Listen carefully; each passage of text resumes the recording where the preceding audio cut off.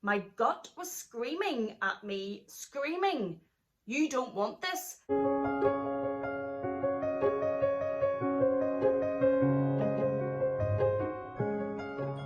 Welcome back to my channel. Thank you so much for joining me. I'm so glad that you're here with me today. Today I am back with another tag video. In the run up to Christmas, I feel like I'm doing Tagmas rather than Vlogmas. There have been a few tags about, and it's been really fun to do, to try and get into the spirit of Christmas and the buzz and everything, and I have enjoyed it. Today is another tag. I was tagged today in today's video by the lovely Oksana LV, who has a great collection. I will leave her channel down below, and she tagged me to do the video on your 3 luxury regrets, or your 3 luxury worst regret type purchases. Thanks for the uplifting, cheerful tag to put us in great form for the regrets that I have. The thing about luxury regrets is they hurt deep in the soul. Well, they do for me anyway. We're being dramatic over here today. But not only luxury regrets, not only can they be financially costly, but they cut deep, because reselling is an absolute nightmare. Unless you have a huge platform and you can sell on your channel or through your own social media, it's a nightmare to resell. There's the stress of it, there's the worry of it, there's so many scams going about, you lose quite a lot of money whenever you're reselling. If you go through consignment, you have their fees. So it's a nightmare. Whenever we get one of these luxury purchases wrong and we have to try and sell it and move it on, not good. Normally as well, there's quite a lot of money lost on them, which just hurts. And there's also the whole big build up whenever you decided to invest in a luxury purchase and you really had big hopes that it was going to work out for you and your wardrobe, and then it doesn't. And I personally have a hard time detaching with things. I get sentimentally attached even when the thing isn't working out, and I then find it hard to detach and come to the decision that it needs to be sold, and that's a bit of a nightmare as well. Okay, so jumping into today's video, as I say, this is not uplifting and cheerful. I gave this a little bit of thought, and I have come up with my 3 luxury regrets. And the first one, I'll put a picture of it in here because I no longer have it. And it was an Hermes bangle. Now, if you've watched my videos before, I have 2 Hermes bangles. One I'm wearing today, which is this light pink and rose gold one, and then I have one of the printed enamel bangles, and I love them both. I get so much wear out of them. I wear them practically daily if I'm going anywhere, and yeah, I think they're great and they really work for me.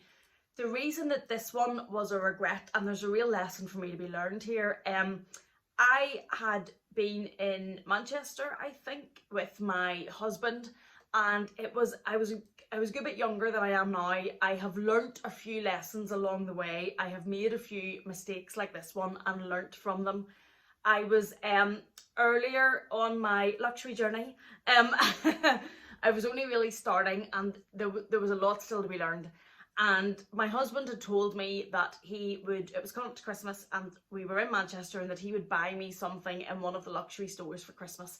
Now, I'm sure you've guessed, but I'm Irish. We don't have a huge amount of luxury stores here, and the boutiques that we do have are quite small. So I love, whenever we go to a bigger city, to go to the boutiques and have a look and see what there is, and even more so if there's a reason and you're able to buy something.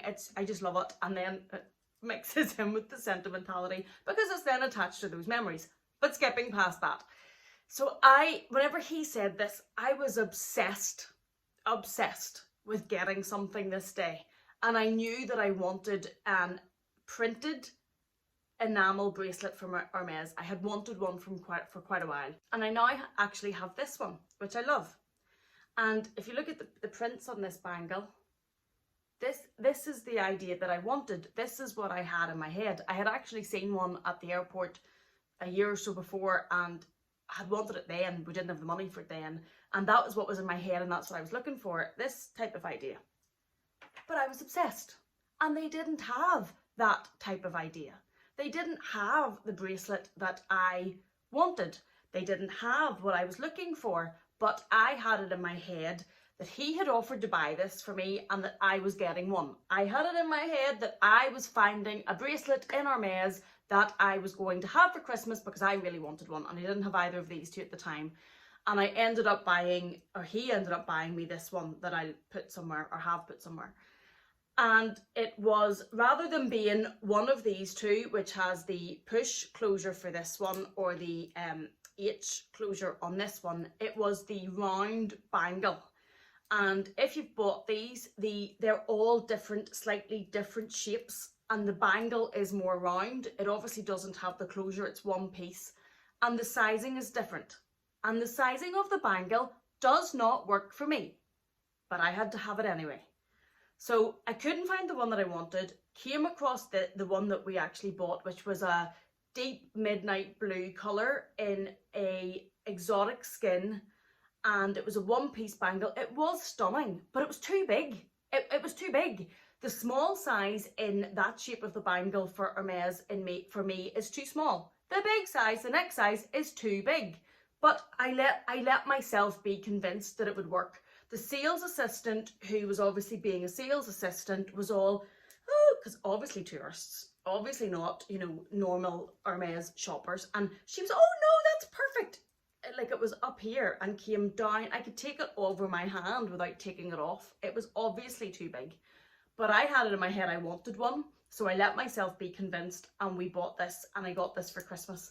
And I knew, my gut, if I had listened the whole time we were in that store, my gut was screaming at me, screaming, you don't want this. This is not the one that you want. This is too big. This size is not right. Despite what that lady is telling you, this size is not right. Did I listen? No. Did I listen to myself, who should know myself better? No, didn't. So we bought the bangle, and he wrapped it up and gave it to me at Christmas, and I have a Thomas Sabo watch that has an electric or a dark midnight blue leather strap, and it was to go with that. And my husband was so proud as punch with himself for getting this for me. And I knew as soon as I opened it and put it on, this doesn't work. This just doesn't work. It's too big. It is just too big, and the shape doesn't work for me. So I kept it. I tried to wear it on a couple of occasions, and it just, like, it was down over your hand. It just, So I then sold it. I sold it on Vestiaire Collective, and they do not keep their resale value. I ended up losing from what he paid probably 60 to 65%, and like, it was in pristine condition because I'd hardly worn it, and anytime I did wear it, if I was wearing it outside of the office, I had to take it off because it was too big. So I had to slip it off, set it beside my keyboard, and then put it back on. Disgraceful. Awful. But anyway, lesson learnt. I will not do that again. And there is a lesson for us all in there. If you go into the store looking for something, don't settle for something else if it doesn't work, if it's not right, if your gut is screaming at you and you really want the other item, don't do it. Because obviously we lost a lot of money in that, and then when it came to buying, this was the next one, the one I actually wanted, you're putting a lot more money to it again, and it's just lesson learnt. But as I say, I was younger, I was foolish, I had not been buying things as long, and I've definitely learnt lessons. Lesson number 2. Why did I do this video? Because I tell you why I do this video. These videos are great. These videos are great for the rest of us to watch and realise that does work, that doesn't work. You know, make better choices when we're buying these very expensive things. That's why I do these videos, because I love to watch them and I think they're very informative. But it's a little bit of a hurtful experience for me right now. Next, moving on, number 2.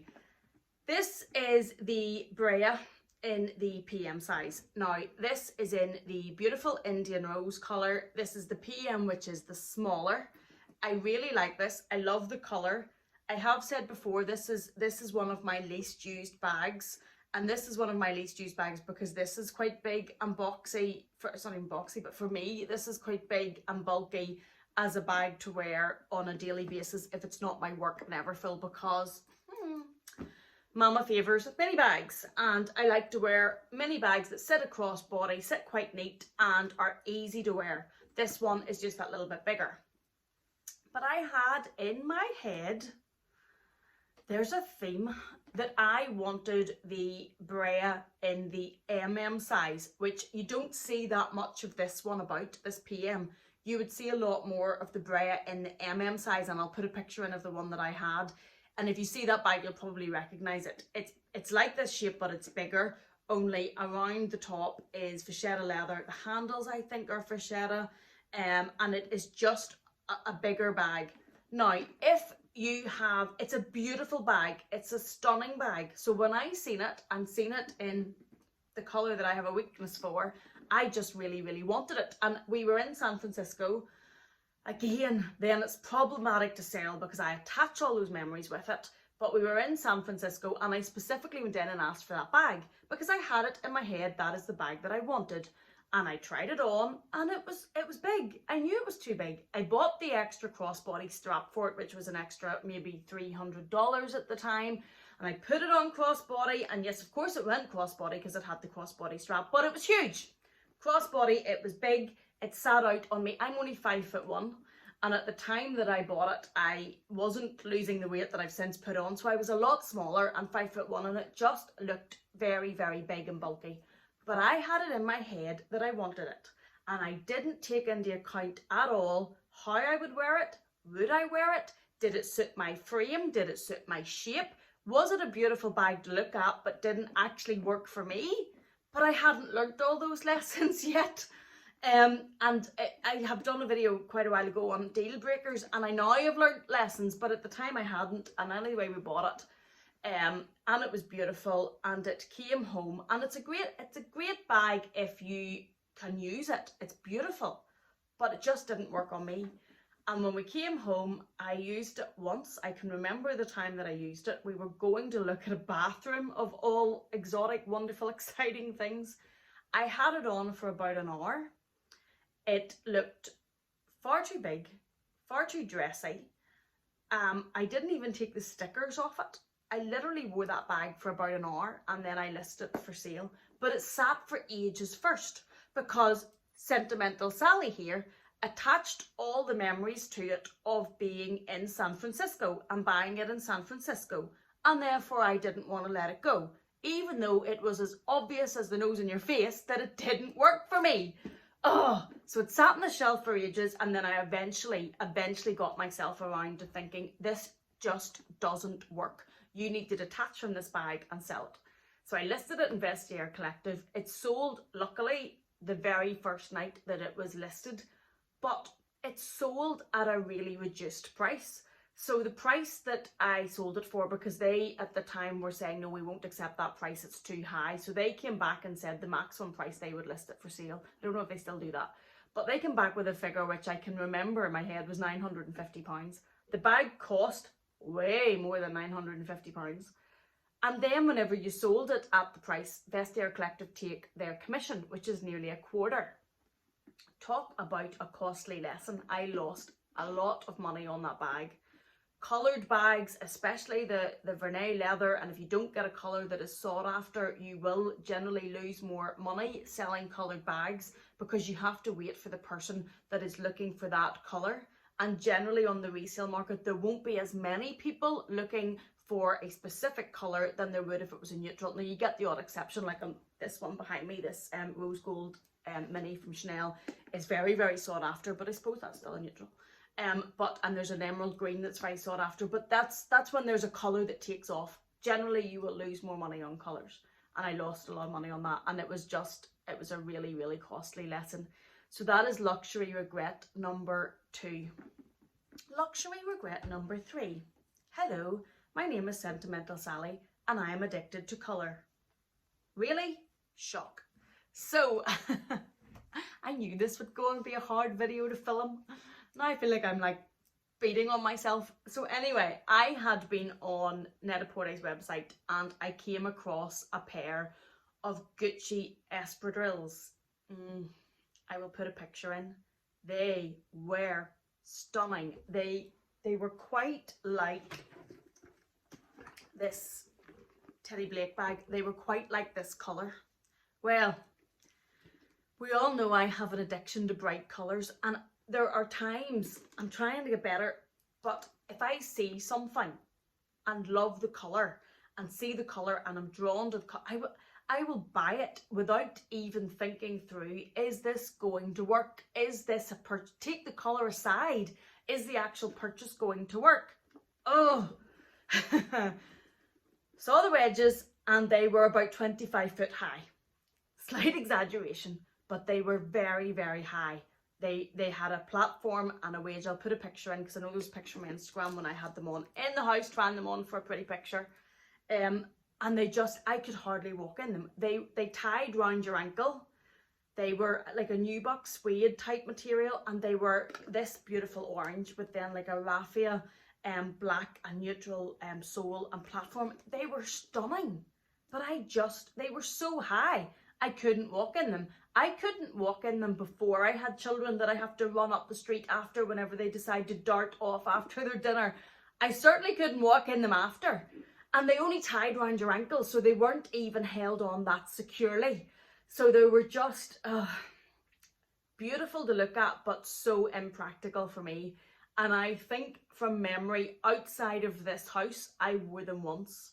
I wore them once on holiday, I think with my friends to Portugal, and I wore them. I can remember the outfit with a pair of shorts, looked lovely, hobbled down the promenade in Villamura, which thankfully is flat, and tried to not go over on my ankle as I walked in them, which is just ridiculous. So that is luxury regret number 3.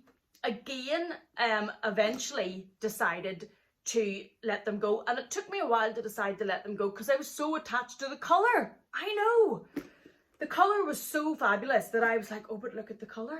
That might be right, but you don't wear the shoes. Oh my goodness me. Yes, I know this video is difficult for me. I feel like I'm in therapy. Do you feel like you're in therapy? So eventually I listed them for sale, and I listed them for sale on Vestiaire Collective, but they're shoes and they're bright orange. Shoes that have been worn at all, even brand new shoes, do not have a great resale value unless they're an exception to the rule, but they generally don't. Bright orange shoes also do not have a great resale value because you need to find someone that wants bright orange shoes and at 25 foot high. So I listed them in Vestiaire Collective at the start for a reasonable price because they were brand new, and I think they cost £450 from memory, somewhere in around that region. Complete waste of money. What was I doing? But anyway, bought them and I sold them originally when I listed them, but I had to then keep reducing the price and reducing the price and reducing the price because they just weren't selling, because they were so niche. The person that you needed to find, there's not a lot of people that were going to want these Gucci espadrilles in this colour at this height. And eventually somebody made me an offer and I sold them because I wasn't wearing them at all. So it was better to get some of the money back. But I sold them. I think they maybe sold on VC for about maybe around about £140 and then take off their commission. So I lost quite a lot of money on them, and again, lesson learned. I still struggle with colour. Really, I can see a colour that I am attracted to and I will want to buy the bag or the shoes or the SLG for the colour. And I am still trying to get myself to be better and behave. I am trying to get a bit more mindful in my shopping and think things through, because when you're buying things that are luxury level, the loss is just too much. It is just too much, and it's too much to have sitting on shelves when they're not being worn. So that is my very uplifting video. I'm now away to drown my sorrows. I hope that you at least have learned something from this and found this a little bit insightful, or at least entertaining at my stupidity. Thank you so much for joining me. Thank you for watching. These are my 3 luxury regrets. I will tag some ladies down in the description bar. And again, thank you for being here. Thank you for watching. Take care, and I will see you in the next one.